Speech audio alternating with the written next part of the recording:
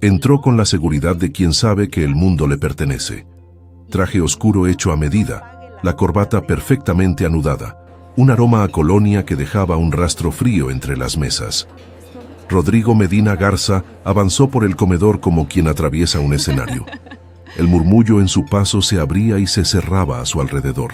A su lado, la mujer que lo acompañaba reía con cuidado aprendido, mostrando dientes que no alcanzaban a cubrir la distancia entre el brillo y la zona vacía donde debería latir algo humano.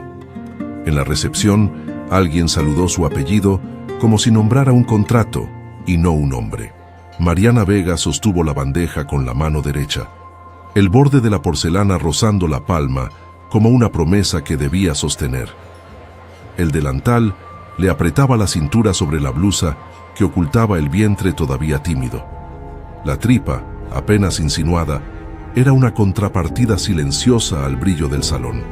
Había una paciencia en su movimiento que no era sumisión, sino oficio, la misma con la que su padre enseñó a manejar una olla, a salar con muñeca, a templar una masa. Su mirada pasó por Rodrigo por un segundo y se clavó en algo más que el hombre que la había dejado. Buscó en la memoria la noche en que su padre firmó aquel papel, la recta y solemne escritura de la deuda, la bienvenida que ofrecieron a un futuro que no terminó siendo suyo. Cuando la bandeja llegó a la mesa de Rodrigo, ella sonrió. No la del entusiasmo, sino la de quien practica la cortesía como una disciplina, y apoyó los platos con el cuidado de quien conoce el peso de las cosas. Él la miró. Fue una mirada vieja, una que había cruzado su vida antes de que el silencio la llenara de ausencias, reconocimiento y sorpresa, un flash de lo que pudo ser. Rodrigo llevó la mano a la servilleta y con un gesto que parecía sacado de otra época, dejó caer un billete marcado por el lujo. No era una propina, era un gesto performático de superioridad. Mariana lo persiguió con los ojos hasta que él se fue. Luego respiró y siguió sirviendo. Si te gustan historias de justicia y redención, suscríbete para no perderte el desenlace. El restaurante donde trabajaba Mariana no era un simple refugio, era la faz pública de una herencia que le pertenecía por memoria y por derecho. Don Aurelio Vega Santillán, su padre, había forjado un pequeño imperio culinario con manos callosas y sabor a pueblo. Tortillas como discos de sol, frijol negro que cantaba en la olla, caldos que curaban. En el centro de esa vida, una relación de confianza y un préstamo, 185 millones. Ese dinero debía ser el capital que permitiría a Rodrigo, entonces un hombre de promesas, abrir su primera sucursal y mantener vivo el nombre de La Vega. Don Aurelio lo firmó en la notaría con la tranquilidad de quien deja su oficio en manos de quien le promete cuidar la herencia. Nunca imaginó que la confianza sería doblada como un paño y guardada en los bolsillos de la ambición. El préstamo era un documento con tinta indeleble para un hombre sencillo y con muchas capas para alguien como Rodrigo. La copia notarial debía haber quedado donde la ley obliga, pero la verdad es que las cosas tienen rutas inesperadas. El papel original desapareció. La aparente normalidad del contrato fue devorada por transferencias, sociedades pantalla y la frialdad de balances maquillados. Rodrigo construyó restaurantes, no solo con mesas y cocinas, sino con estructuras societarias que disimulaban lo que era suyo y lo que debía. Cuando don Aurelio enfermó, la deuda quedó en el aire, un paraguas abierto que nadie quiso recoger. La muerte del padre fue una grieta que abrió el mundo de Mariana. El entierro no cerró nada. Fue apenas un punto en el que todas las piezas empezaron a caer en silencio. Ella se quedó con las recetas anotadas en servilletas, con el olor a comal que aún se adhería a la casa, con el hueco de su voz, y con la certeza de que algo tenía que ser reclamado, no solo por el dinero, por la memoria de un hombre que creyó en la palabra. En la cocina del restaurante, entre ollas que humeaban y cucharas que golpeaban la madera, doña Remedios guardaba la limpieza de la tradición y también capítulos secretos. Era una mujer que había trabajado para la familia de Mariana desde antes de que la joven supiera conjugar sus sueños. Tenía las manos como mapas de harina y una boca que no acumulaba confidencias innecesarias. Cuando la noticia de la desaparición del contrato llegó a la mesa, doña Remedios fue quien lo rescató, literal y metafóricamente. Encontró, por azar o por providencia rutinaria, una copia en una caja de galletas que alguien usó para ocultar papeles mientras limpiaba. No era la única prueba, pero la caja pasó a ser una bóveda doméstica que guardó la verdad en su estuche de hojalata. Don Chucho, veterano de la plancha y testigo de 1000 noches de servicio, observaba más que hablaba. Tenía la costumbre de comentar los movimientos con una voz quedita, que sin embargo abría ventanas. La memoria queda en donde el corazón no espera, decía. Su papel era el de quien acompaña, quien mira y repite lo que sabe sin buscar protagonismo.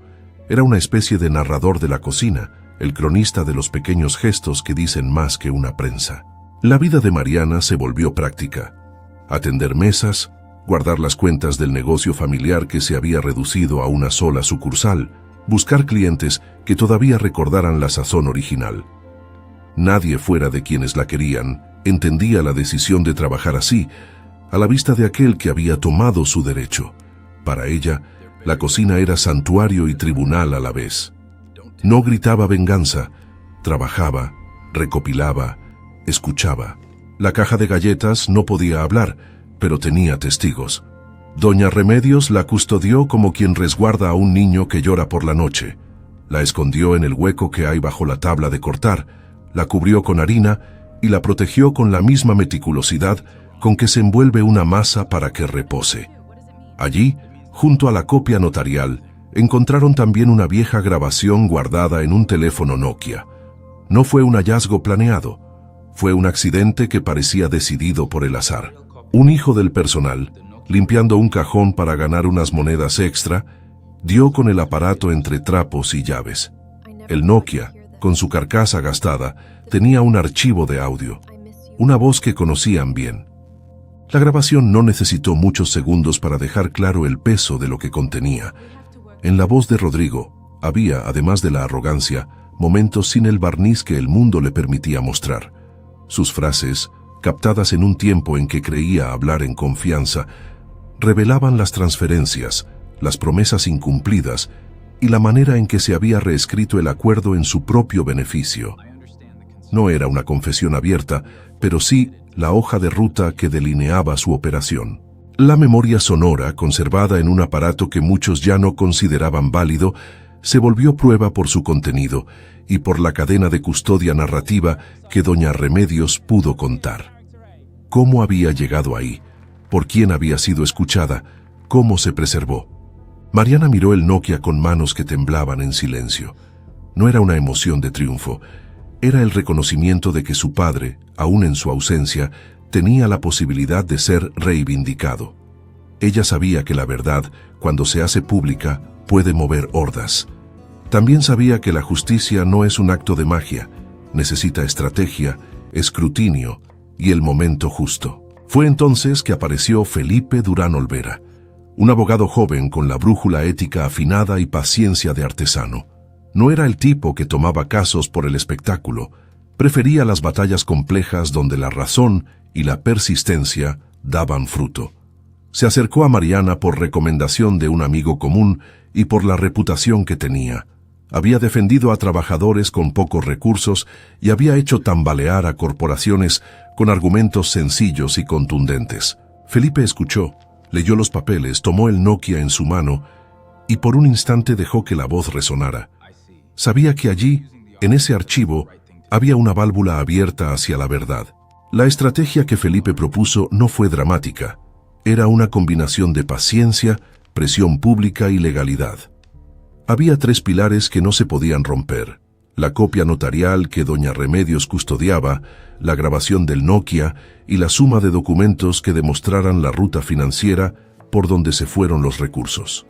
Sin esas 3 columnas, la acusación sería un castillo en el aire.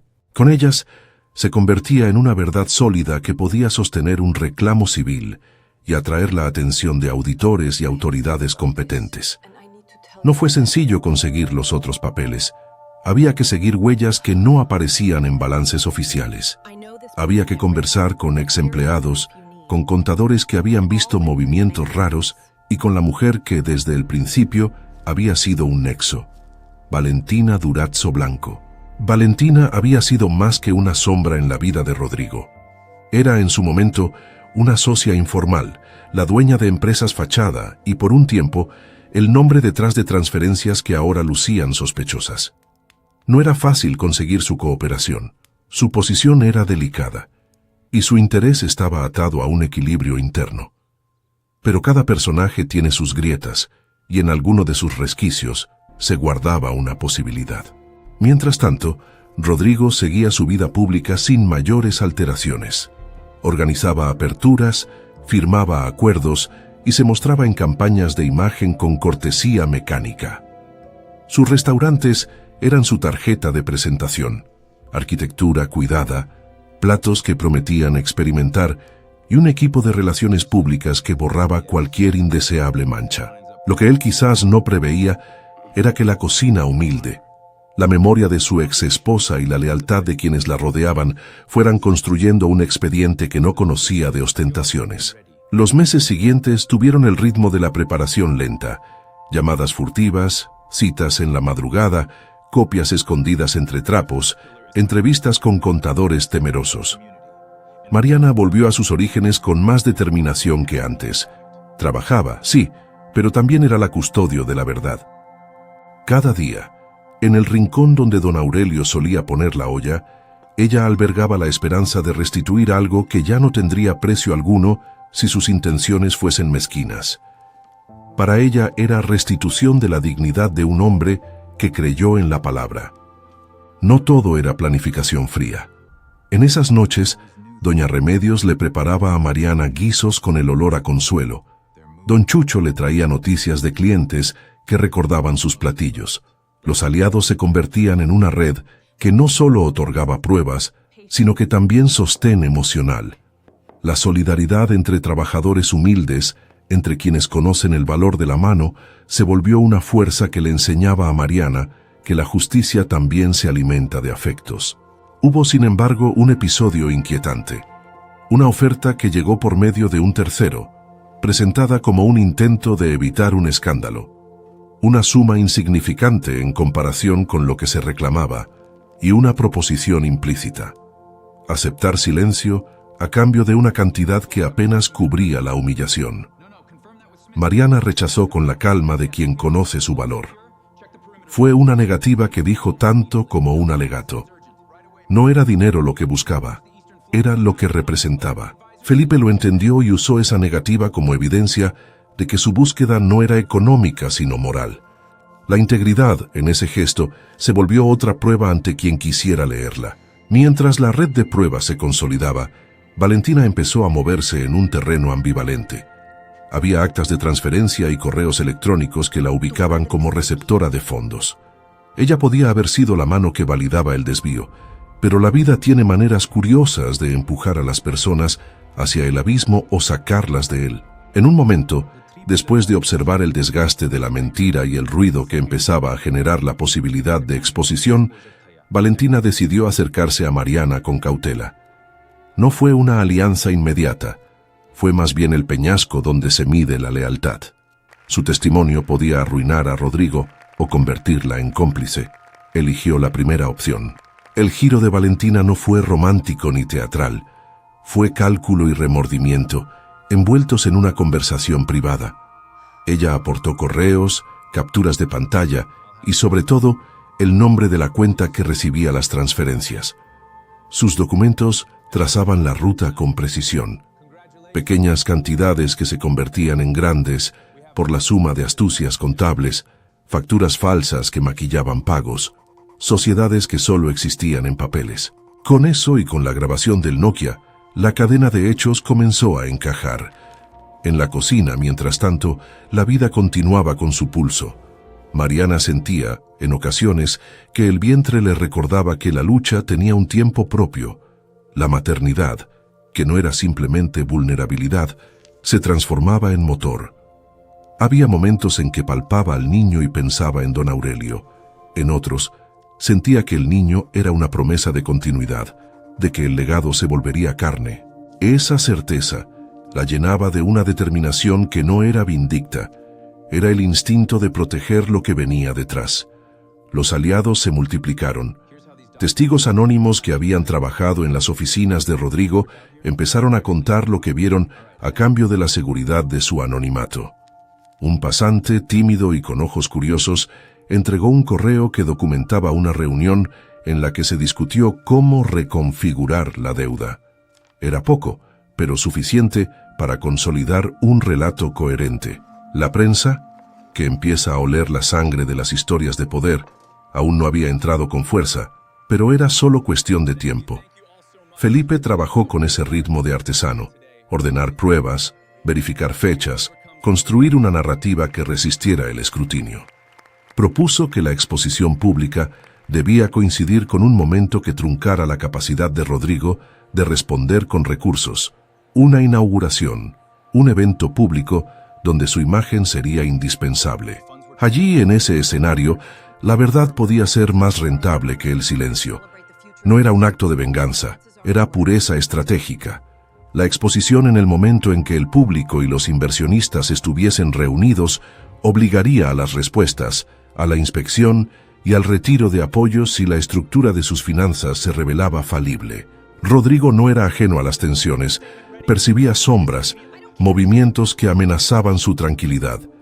Hizo lo que sabía hacer: contratar consultores, reforzar apariencias, revisar contratos y enviar mensajes súbtiles a quienes pensaba que podían desestabilizarlo.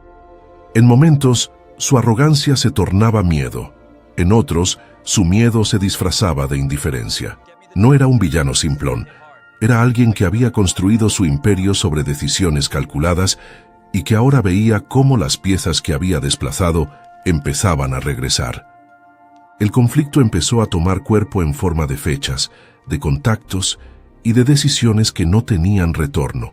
La cocina, que antes fue refugio, empezó a ser testigo de reuniones clandestinas. Una noche, mientras la ciudad respiraba calor y lejía, Felipe, Mariana y doña Remedios se sentaron alrededor de la mesa donde don Aurelio solía afilar cuchillos. Había café y la luz de una lámpara que hacía sombras largas. Con voz pausada, Felipe explicó los 3 pilares, la estrategia de exposición pública y los riesgos de hacer el movimiento demasiado pronto.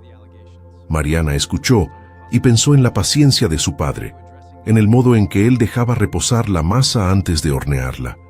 No es precipitarse, dijo Felipe, es elegir el momento en que la verdad deje de ser solo un rumor para convertirse en un hecho consumado.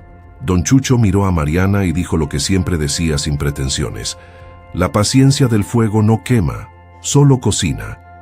La frase simple aligeró el aire. No era un adagio, era experiencia. La cocina sabe cuándo levantar la tapa y cuándo dejar que el hervor hable. Los días siguientes se llenaron de detalles operativos: custodia de documentos, pruebas fotográficas, la creación de copias selladas que preservarían la cadena de custodia. Doña Remedios aceptó llevar una copia de la notaría a un lugar más seguro en el pueblo donde nadie buscaría entre frascos de mole. El Nokia, con su archivo de voz, fue digitalizado y almacenado en un disco encriptado que Felipe guardó con la seriedad de quien confía parte de su carrera en un archivo. Cada paso dejaba huellas visibles e invisibles. Cada huella, una responsabilidad ante quienes dependían de la verdad. Y, mientras la maquinaria de la verdad se afinaba, el vientre de Mariana continuó marcando un tiempo que no coincidía con los calendarios de los abogados.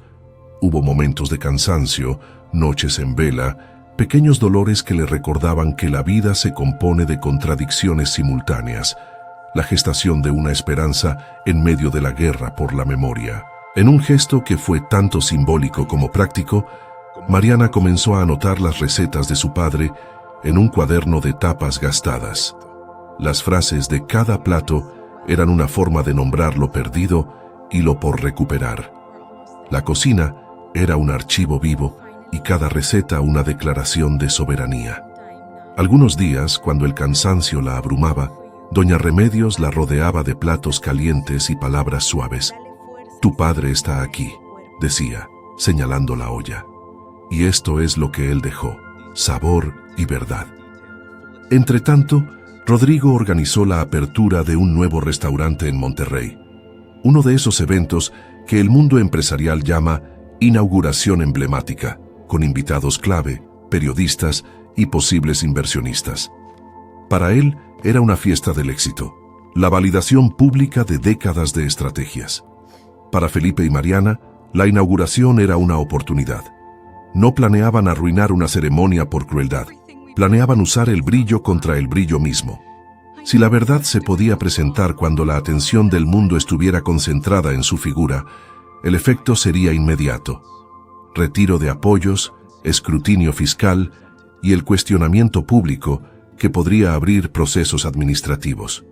Era una jugada calculada, con ética y cautela. El plan empezó a tomar forma. Había que coordinar la presencia de testigos, preparar la presentación de documentos y asegurar la presencia de alguien con acceso desde dentro. Una necesidad que Valentina, con su información, podía facilitar.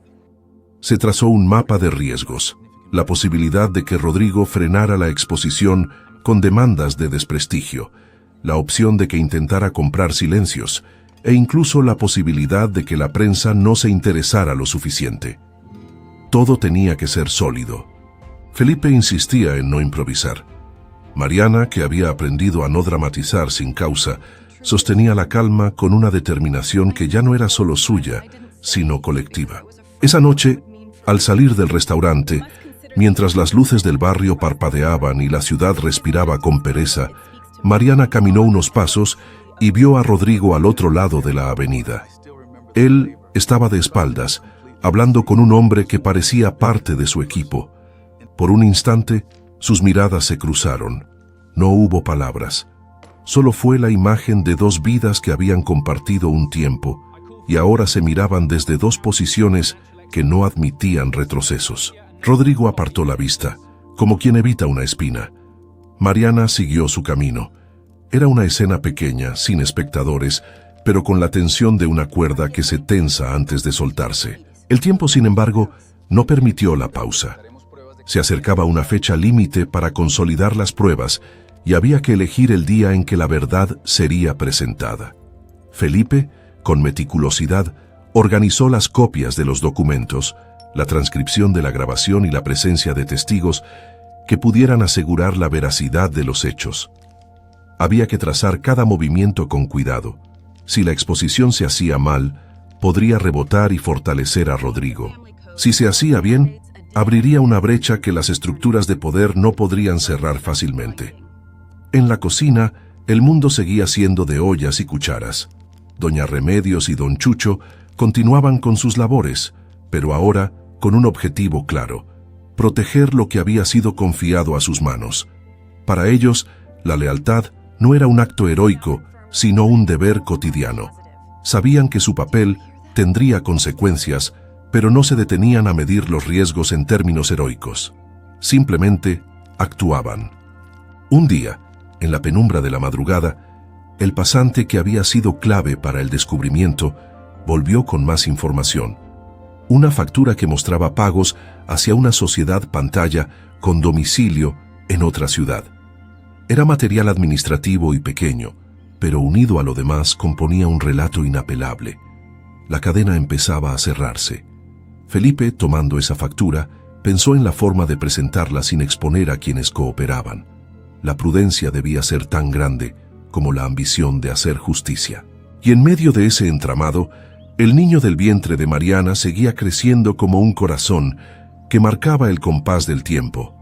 Había mañanas en que ella se detenía en la puerta del restaurante y miraba la ciudad con la serenidad de quien no tiene otra opción que creer. El día de la inauguración en Monterrey se acercaba como una ola que prometía llevarlo todo o cambiar la marea a su favor. La tensión estaba a punto de volverse acción. La noche antes de una reunión decisiva, cuando los papeles ya estaban listos y los testigos confirmados, Mariana se sentó sola en la cocina. La luz era poca, solo la lámpara sobre la mesa dejaba un círculo cálido. Abrió el cuaderno de recetas y con letra apretada añadió una nota al final de la página. Para Aurelio, que sepas de dónde vienes y por qué. La tinta tembló por un segundo. En la sartén, El aceite chisporroteó como si el tiempo le recordara al mundo que sigue su curso, indiferente a conspiraciones y planes. Al día siguiente, Felipe convocó a una reunión en la que estaban presentes Valentina, doña Remedios y don Chucho. Explicó el plan con claridad quirúrgica, el lugar, la forma en que se presentaría la documentación, cómo se cuidaría la integridad de las pruebas y cómo garantizar que, una vez hecha la exposición, las autoridades existieran y actuaran con la lentitud necesaria para que la presión pública siguiera su curso. Nadie prometió milagros, nadie habló de sentencias inmediatas. Hablaban en cambio de verdad y de tiempo. Era un plan que dependía de la evidencia, la presión pública y la capacidad de mantener la historia en la agenda mediática. Cuando la reunión terminó, la sensación era a la vez de alivio y de inquietud. Algo se había activado que no podría desactivarse con un gesto. Habían encendido la mecha de la verdad, y como en toda mecha, había que esperar a que la llama llegara donde debía. Esa tarde, Mariana recibió un mensaje que la sacudió. Una foto enviada por alguien que no quiso identificarse mostraba a Rodrigo en Monterrey supervisando detalles de la inauguración. Era una imagen común, él revisando un menú, conversando con un chef. La foto no era una amenaza en sí, pero sí un recordatorio de que el tiempo no aguardaba. Mariana miró el mensaje y pensó en su hijo por nacer. Había una mezcla de miedo y confianza en su pecho. Miedo por lo que vendría, confianza por la gente que había decidido acompañarla. La historia, en su fase de preparación, se puso en marcha con la cadencia de la cocina, lenta, exacta, resistente. Había pequeños éxitos, una factura más que encajaba, un testimonio que se confirmaba, un correo que no podía justificarse con explicaciones inocuas. También hubo retrocesos, amenazas veladas, intentos de minimizar a los aliados, un intento de comprar silencios que no prosperó. Pero la determinación se mantenía.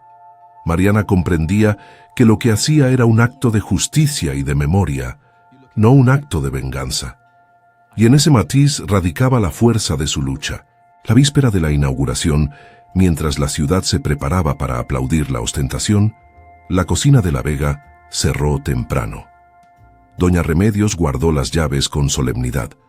Don Chucho colgó su delantal y por primera vez en semanas sonrió sin luto. Mariana se fue a su cuarto y antes de dormir acarició su vientre. Le habló en voz baja como si el niño pudiera escuchar el plan. «Te juntas a la verdad, no a la batalla», le dijo. «No quiero que seas la prueba de mi venganza, quiero que seas la continuación de aquello que nunca debimos perder». En la madrugada, un ruido la despertó. No era la ciudad, sino una llamada. Era Felipe.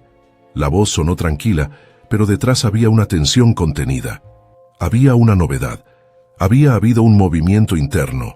Un contable que hasta entonces había callado decidió cuidar su conciencia y poner en orden papeles que podrían dejar huella.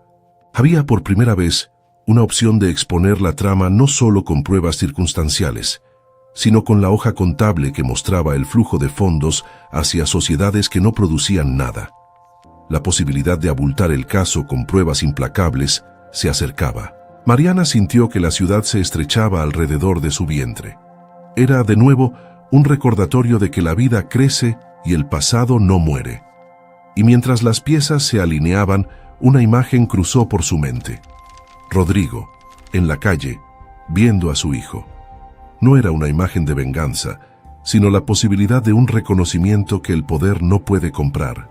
La escena, que albergaba el título de Ello Todo, se colocó como un norte íntimo. La justicia que se alcanza no siempre es la imposición de daños, sino la verdad que obliga a mirarse. Las horas antes de la jugada final fueron un tejido de espera y práctica. Felipe revisó documentos. Valentina ofreció su testimonio por escrito bajo condiciones. Doña Remedios aseguró la copia original en un lugar conocido por pocas manos. Mariana se sentó sola un momento y con una calma que nadie le había dado cerró los ojos. Recordó a su padre acercándose con un plato de sopa, la fatiga levemente aligerada por un gesto de amor. Pensó en la promesa que le había dado en secreto, no dejar que la memoria se contaminara. La ciudad despertó con la sensación de un día cualquiera. Pocas personas sabían que algo mayor se preparaba. En la espalda de algunos, la conciencia de un posible escándalo empezaba a pesar. En la habitación de Mariana, el niño dio una patada y ella sonrió. No sabía cuándo vería la luz. Sabía, sin embargo, que el mundo que lo esperaba estaba a punto de ser reconfigurado por la verdad que guardaban como un tesoro. La primera parte de la estrategia estaba en marcha, una maquinaria lenta que dependía de la precisión de los pequeños. Los personajes se movían en sus roles, los humildes protegiendo la memoria, el abogado armando el caso, la exnovia balanceando su conciencia. Rodrigo, por su parte, seguía su vida de eventos y sonrisas calculadas, aún sin ver la tormenta que se formaba en las orillas de su orgullo. Y en algún lugar, la sombra de la imagen que marcó el título comenzaba a tomar forma en la imaginación de todos. La posibilidad de un encuentro en la calle, un niño que reflejara a su padre, una verdad visible que ningún cheque podría borrar. La batalla por la dignidad había comenzado. El día de la inauguración en Monterrey amaneció como una promesa de músculo y brillo.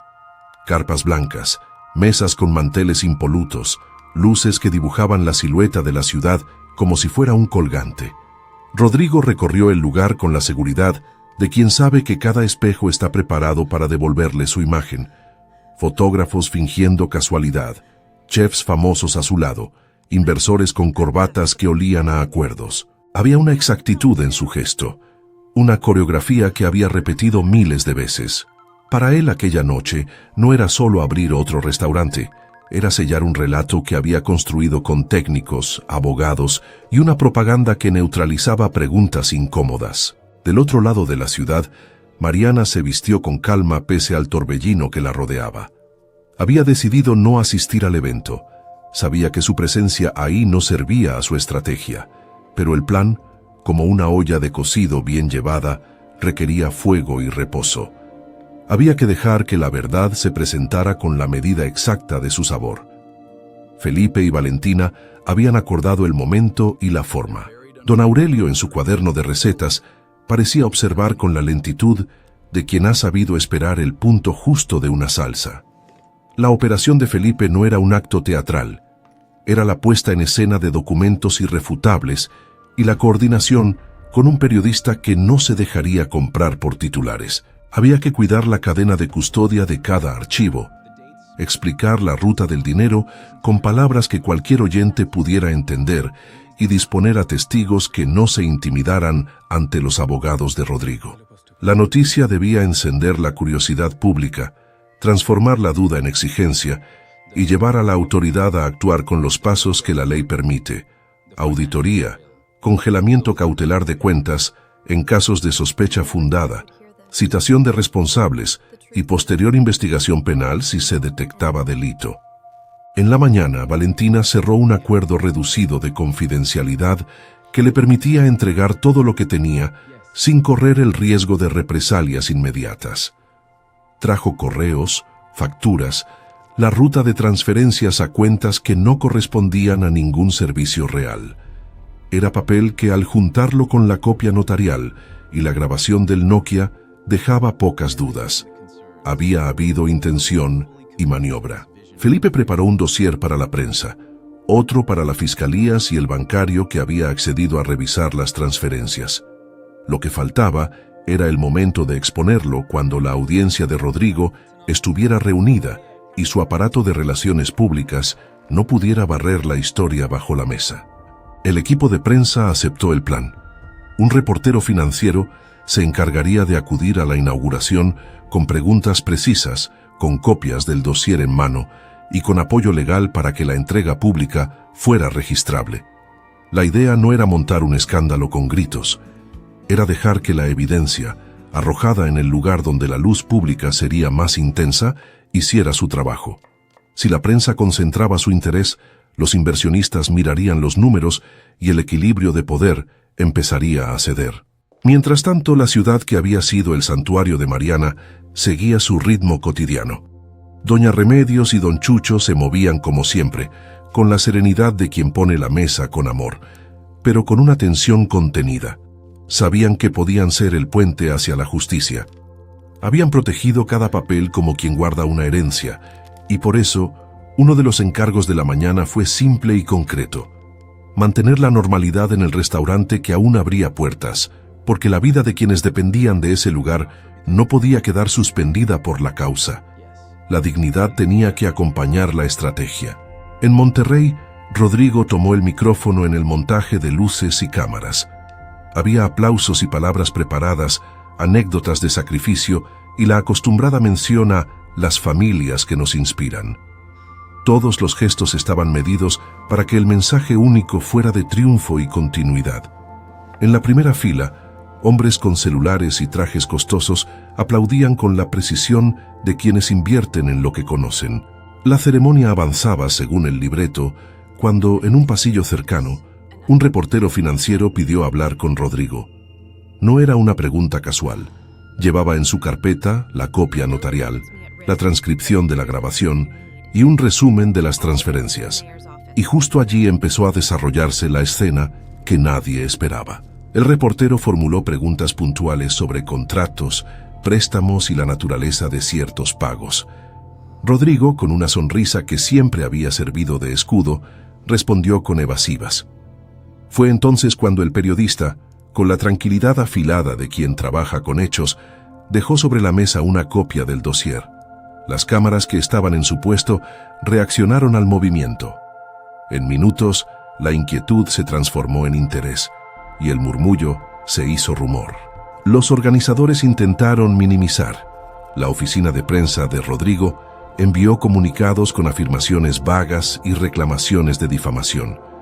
Pero lo que ya estaba en juego no era solo la narrativa, eran documentos, fechas y cifras que podían amarrar una investigación. Felipe apareció en el pasillo como quien llega a sacar una cacerola del calor. No dijo mucho. Con la sencillez de quien entiende que las cosas se prueban con evidencia, entregó a un periodista independiente la digitalización del audio del Nokia y las transcripciones. Valentina, que había accedido a hablar con la prensa, facilitó las capturas de pantalla donde se veían transferencias hacia sociedades fachada. La combinación fue letal. La prensa especializada en economía no se pudo quedar al margen. En cuestión de horas la noticia se difundió. Empresario acusado, evidencias de desvío de fondos.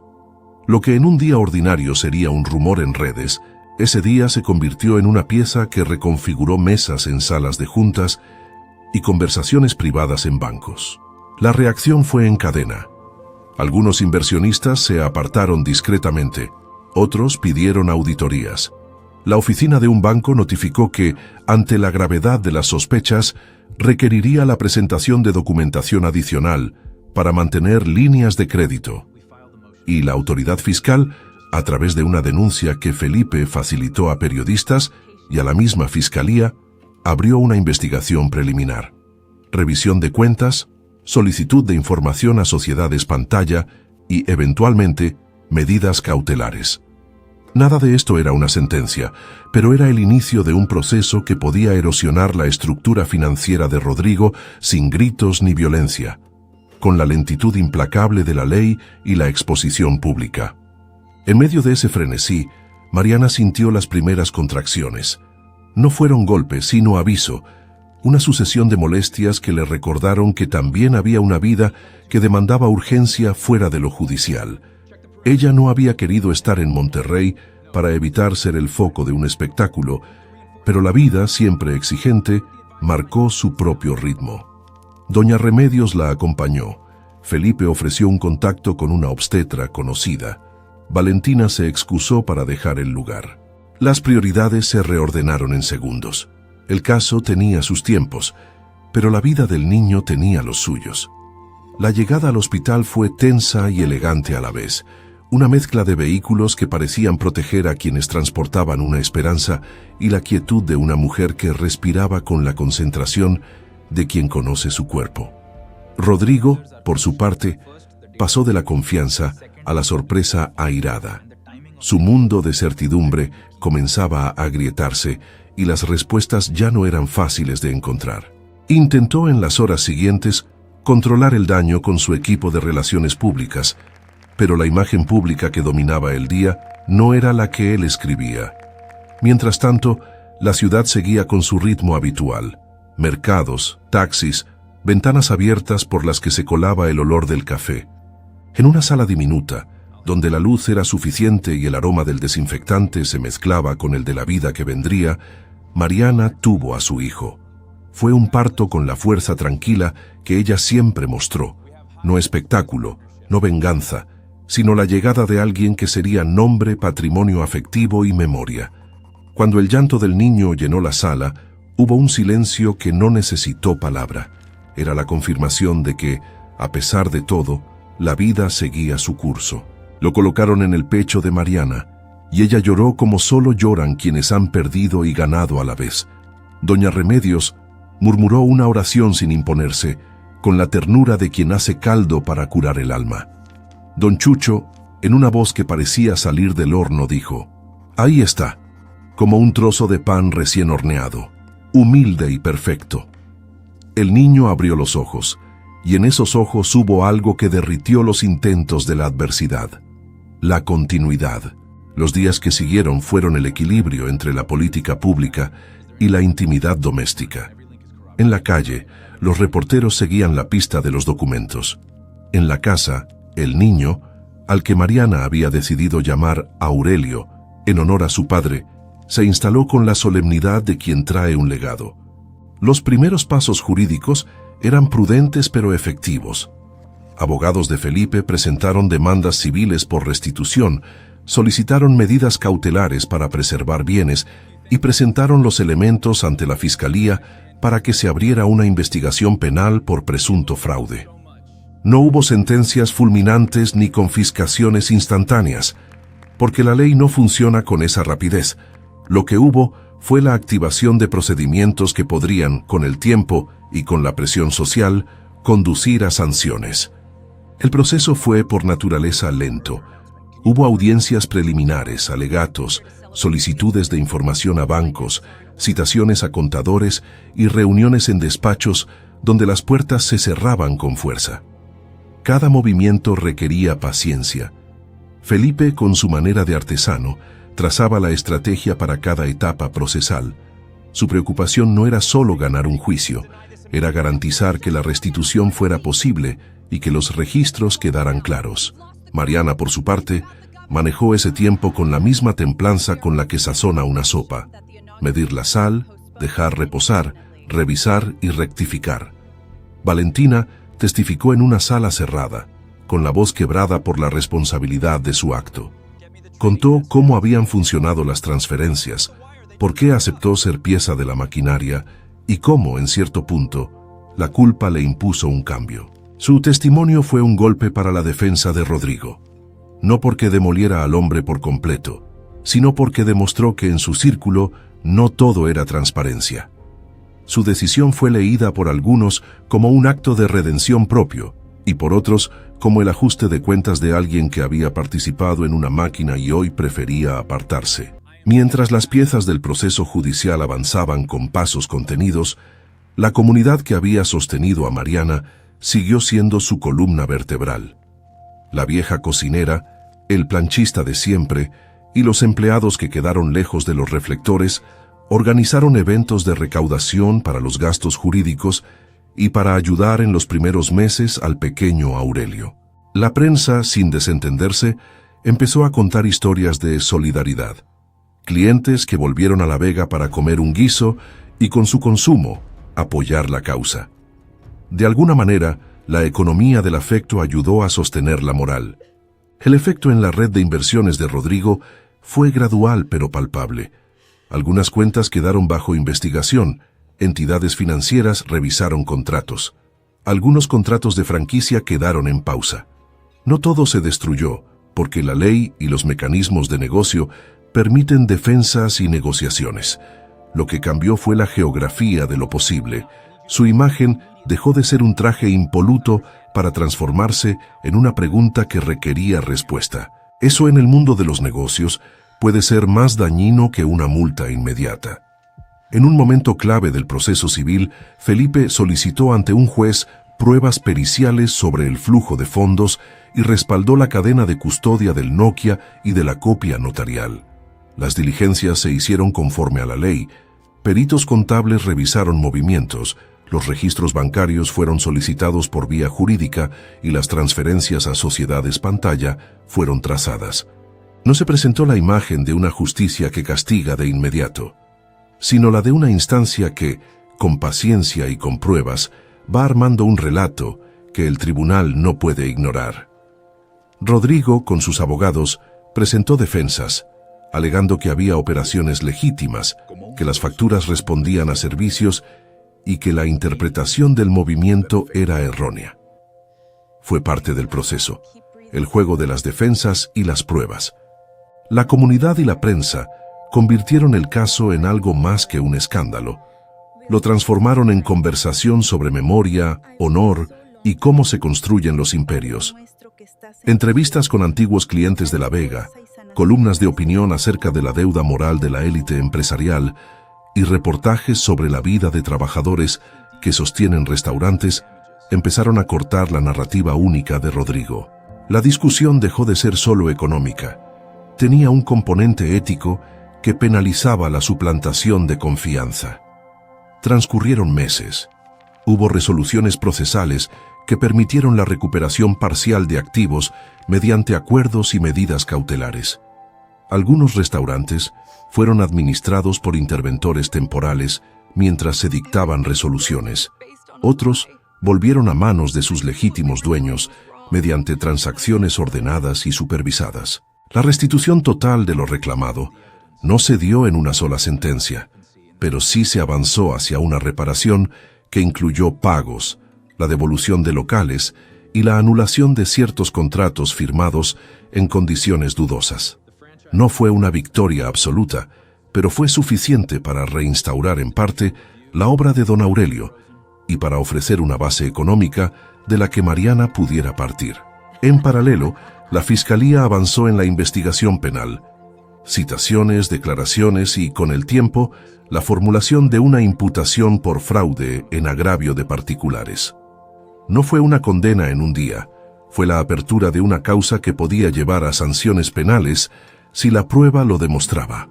Rodrigo enfrentó la posibilidad de procesos que cambiarían su vida pública y privada. Ese hecho, más que las cifras, lo llevó a una introspección que no era de arrepentimiento fácil, sino de protección y cálculo. En medio de todo, la insistencia de Mariana fue evitar que la búsqueda de justicia se convirtiera en espectáculo. Rechazó entrevistas que buscaban humillación o morbo. Prefería hablar de memoria, de la cocina de su padre y de la importancia de defender la dignidad. Su voz se mantuvo serena y firme. Para ella, la restitución era el objetivo, no la caída pública por el placer del castigo. Eso le dio una credibilidad que contrastaba con el ruido que buscaba la atención. Hubo un episodio que condensó la tensión entre lo íntimo y lo público. La Fiscalía, en un trámite ordinario, solicitó un estudio de paternidad como parte de las medidas de protección y de definición de responsabilidades parentales y de apoyo económico. La petición no fue sorpresiva. En casos donde la filiación tiene implicaciones civiles, alimentos, patrimonio, responsabilidad, la prueba de ADN es un procedimiento previsto por la ley mediante una orden judicial. Rodrigo pudo haber resistido, pero la lógica del proceso luchó contra su voluntad de evitar el tema. El juez, atendiendo a la petición de la defensa de la menor, en este caso la madre, ordenó la práctica de la prueba, con garantías para todas las partes. La muestra fue tomada con el cuidado de siempre, en presencia de peritos, con custodia de la evidencia, todo conforme a protocolos. No hubo escenas melodramáticas. Sí hubo una formalidad que funcionó como la ley opera en su mejor versión, con métodos, sin ruido. Cuando el resultado llegó, el laboratorio notificó a las partes. La noticia no se filtró por sensacionalismo. Se hizo pública en la esfera procesal. El informe, con sus pruebas científicas, confirmó lo que muchos solo habían intuido. Aurelio era genéticamente hijo de Rodrigo. Ese resultado generó un terremoto íntimo. Para Mariana fue una confirmación que no buscaba venganza, sino derechos. el derecho del niño a recibir protección y el derecho de ella a exigir lo mínimo para su crianza. Para Rodrigo fue una noticia que llegó a complicar sus defensas legales y, sobre todo, que lo puso frente a una paternidad que no podía subcontratar ni esconder con sociedades pantalla. La posibilidad de asumir responsabilidades legales, alimentos, custodia parcial, implicaciones patrimoniales en la reparación civil, se convirtió en un nuevo frente. La confirmación biológica no solucionó todas las preguntas ni borró el daño ocasionado, pero obligó a que la vida privada y la pública se encontraran en un punto. La paternidad es un hecho que tiene consecuencias jurídicas y morales. Rodrigo pudo intentar minimizarlo, pero la presencia del niño en la ecuación cambió la naturaleza de todo. Las conversaciones con sus abogados ahora no solo trataban de balances y contratos, trataban de cómo gestionar una responsabilidad que la ley y la biología ponen delante de cualquier negociación. Con el resultado del ADN, la escena pública cambió. Algunos medios mostraron la noticia con cautela, otros buscaron titulares que vendieran la ruptura entre poder y sangre. Mariana mantuvo su postura. No era espectáculo. El niño era humano, merecía resguardo y cariño. Y la restitución económica no debía transformarse en moneda de intercambio para la dignidad. Doña Remedios, con la sobriedad de quien sabe curar, afirmó: que el nombre quede, que la mesa se llene y que el niño no pague las deudas de nadie. Era una voz que apuntaba a la protección de lo esencial. Pasaron otros meses. Las negociaciones civiles llevaron a acuerdos de pago y a la devolución de locales bajo supervisión judicial. Se ordenaron medidas de reparación y se dictaron sanciones económicas que, aunque no absorbieron la totalidad del daño moral, sirvieron para reconstruir parte del patrimonio de La Vega. Rodrigo enfrentó, además, la erosión de su prestigio empresarial. Algunos contratos se rescindieron. Su imagen resolvió en una serie de entrevistas que no bastaban para reconstruir lo que se había perdido. Aquella tarde de otoño en que la historia encontraría su imagen final, Rodrigo caminaba por una avenida con un semblante que ya no era la seguridad de antes. Había perdido aliados, había reordenado prioridades y, en la intimidad de sus pasos, tenía la conciencia de que algunas cosas no se regatean. Caminaba con prisa, arrastrando la sensación de alguien que busca un lugar donde el espejo le devuelva algo distinto. No estaba en la mejor versión del mundo, ni pretendía hacerse el héroe. Simplemente el peso de la verdad había modificado su andar. Mariana, por su parte, manejaba la rutina de la maternidad con la calma que le había dado la experiencia de la lucha. Horas de sueño fragmentadas, sonrisas que parecían salidas de una olla recién abierta, el cuidado de la casa y el negocio que poco a poco retomaba. Salía con Aurelio a dar paseos por la colonia. El niño, con su cabeza que ya mostraba una cabellera oscura y unos ojos expresivos, era pequeño como una promesa que exige cuidado. Ella prefería no cruzar el camino de Rodrigo, pero la ciudad tiene calles donde las coincidencias son inevitables. Fue en una esquina, una donde el ruido de los coches esconde la ciudad y las bancas están bajo un árbol que guarda luz, donde Rodrigo lo vio. No fue un choque de voces ni un momento de gritos, fue una escena que por su sencillez tenía la fuerza de una verdad. Mariana estaba sentada en una banca, sosteniendo a Aurelio en sus piernas. El niño miraba el mundo con la curiosidad habitual de un ser que no ha aprendido a medir lo que vale. Tenía la frente amplia, la nariz recta y unos ojos que Rodrigo reconoció con la violencia muda de quien descubre una huella. Él se quedó inmóvil por un instante larguísimo. No hubo palabras inmediatas. El bullicio urbano pareció desacelerar alrededor. Lo que siguió fue una secuencia de miradas. La de Rodrigo, sorprendida y desarmada. La de Mariana, serena y protectora. La del niño, que no tenía más que la claridad de quien todavía no sabe que su presencia es un detonante. El parecido era innegable. El perfil del niño parecía una miniatura de Rodrigo. La forma de la boca, la curva de las cejas, la inclinación del mentón. No era una metáfora, era un eco físico que no admitía indiferencia. Un silencio se instaló entre ellos que no necesitaba palabras para decir lo esencial. Rodrigo buscó algo que pudiera sostener. Una excusa, una pregunta, una pertenencia. Mariana, sin subir la voz, habló con la calma de quien protege. «Se llama Aurelio», dijo. No era una presentación para reclamar, era el nombramiento de una identidad. Rodrigo se acercó, con pasos que tenían la suavidad de quien no quiere despertar un animal dormido. Se inclinó y por un gesto casi tímido, le extendió la mano al niño. Aurelio no lo miró con reconocimiento, aún no tenía esa memoria, pero mostró curiosidad y tocó el dedo de Rodrigo con la suavidad de quien explora. El gesto del niño fue el que más lo desarmó. En la piel del contacto hubo algo que fue mucho más que genética. Fue la infancia que Rodrigo nunca se había permitido ver. Las preguntas que había evitado durante años empezaron a pesar. No hubo reproche audible por parte de Mariana. Su voz fue apenas una nota que contenía dignidad y una oferta de humanidad. «No vine a buscar confrontación», dijo. «Vine a que sepas que existe. Eso es todo». La frase no buscaba humillación ni consuelo. Buscaba poner un dato en el espacio público de su vida. Rodrigo dejó caer su mirada en el niño, y por un instante, el orgullo que antes había definido su cuerpo se convirtió en algo frágil.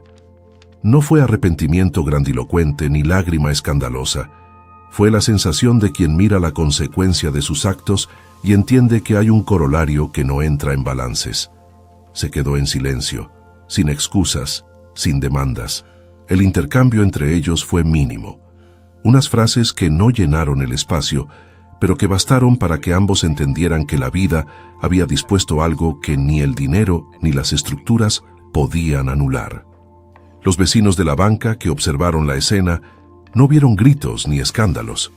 Vieron a una mujer que sostenía a su hijo con firmeza y a un hombre que se sometía, por primera vez en años, a la experiencia de ver lo que había un resultado tangible de su pasado.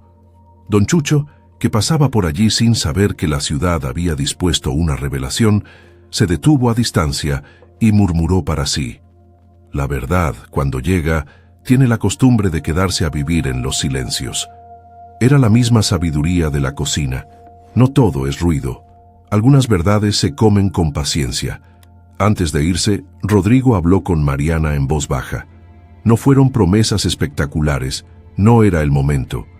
Ofreció, con la voz quebrada por lo que no se acostumbra, colaborar en lo que la ley estableciera y de manera casi inesperada dijo que quería conocer al niño, si ella lo permitía. Mariana escuchó, midió y respondió con la prudencia que la había caracterizado. Conocerse sería posible en términos que protegieran al niño y que no convirtieran su vida en un circo. Habló de límites, de acuerdos que respetaran la privacidad y de la necesidad de que Aurelio tuviera un entorno seguro. No pidió castigo ni venganza, pidió una paternidad responsable si Rodrigo estaba dispuesto a asumirla. La despedida fue breve. Rodrigo se alejó con pasos que ya no eran de un hombre que se cree dueño del mundo. Eran los de alguien que aprende poco a poco a aceptar lo que el mundo le devuelve. Mariana se quedó con el niño en brazos, mirándolo con la mezcla de cansancio y devoción que solo conocen las madres que han atravesado pruebas.